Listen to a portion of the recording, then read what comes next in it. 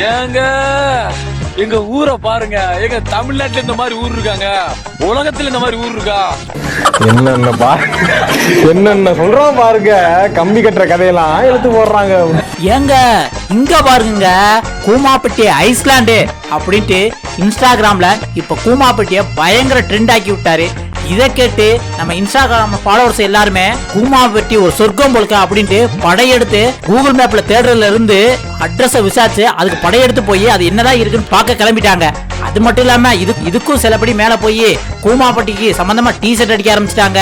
இன்னும் அதுக்கு மேல போய் ரியல் எஸ்டேட் இங்க வந்து கூமாப்பட்டிங்கிற இடத்துல வந்து இவ்வளவு ஏக்கர் இடம் வந்து விற்பனைக்கு இருக்கு அப்படின்ட்டு அப்படியும் ப்ரொமோட் பண்ண ஆரம்பிச்சிட்டாங்க. சரிங்க, அந்த கூமாப்பட்டியில அப்படி என்னதான் இருக்கு அப்படின்னு விசாரிச்சா எல்லா மேற்கு தொடர்ச்சி மலை அடிவாரத்துக்கும் கீழே இருக்கிற மாதிரி வந்து ஆறு, கிணறு, ஒரு இயற்கை சூழலான கிராம பகுதி. இதை தவிர இங்க போய் பாக்குற மாதிரி டூரிஸ்ட் பிளேஸ் இருக்கான்னு கேட்டீங்கன்னா அது இல்லன்னு தாங்க சொல்றாங்க. அது மட்டும் இல்லாம இப்ப பொதுப்பணித்துறை வந்து அங்க டேம் இருக்கு, அங்க டேம்ல வந்து குளிக்கிறதுக்கு தடை விதிச்சிருக்கோம்.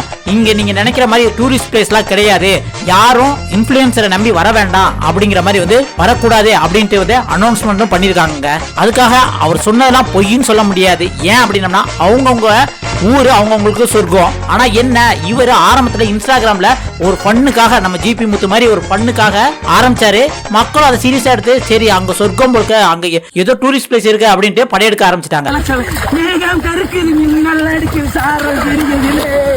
பைத்தியமாயவன் ரொம்ப நேரம் நல்லா பேசிக்கிட்டாரையா. ஆனா உண்மை என்ன, ஒருவேளை கூமாப்பட்டியில உங்களுக்கு அந்த மாதிரி இயற்கை சூழ்நிலை பார்க்கணும் அப்படின்னம்னா நீங்க கூமாப்பட்டியை தொடர்ந்து அதே மேற்கு தொடர்ச்சி மலை அடிவாரத்துல ஸ்ரீவில்லிபுத்தூர், ராஜபாளையம், சிவகிரி, வாசுதேவநல்லூர், புளியங்குடி, அப்படியே தென்காசி, செங்கோட்டை வர குற்றால அருவியை சேர்ந்து ஏகப்பட்ட ஃபால்ஸ் இருக்கு. எக்ஸாம்பிள் பார்த்தா ஸ்ரீவில்லிபுத்தூர்ல வந்து உள்ளுக்கு செண்பகத்தோப்புல அப்படிங்கிற அங்க குளிக்க இடம் இருக்கு. ராஜபாளையத்துல அய்யனார் கோவில் ஃபால்ஸ் டூரிஸ்ட் பிளேஸாவே அறிவிக்கப்பட்ட இடமும் இருக்குங்க. அப்படியே அந்த கூமாப்பட்டிக்கு ஆப்போசிட் மலைக்கு அந்த பக்கம் பாத்தீங்கன்னா சொர்க்க பூமி அப்படின்னு அழைக்கப்படுற தேனி டிஸ்ட்ரிக்ட்ல சுருளி ஃபால்ஸ்ல இருந்து சின்ன சுருளி வர ஏகப்பட்ட ரிவர்ஸ் இருக்கு. ஏன் நம்ம வைகை டேமுக்கு வர்ற தண்ணி மூளை வைகையாரே ஆரம்பிக்கிறதே வருஷநாடு அப்படிங்கிற ஒரு பகுதியில இருந்து தாங்க.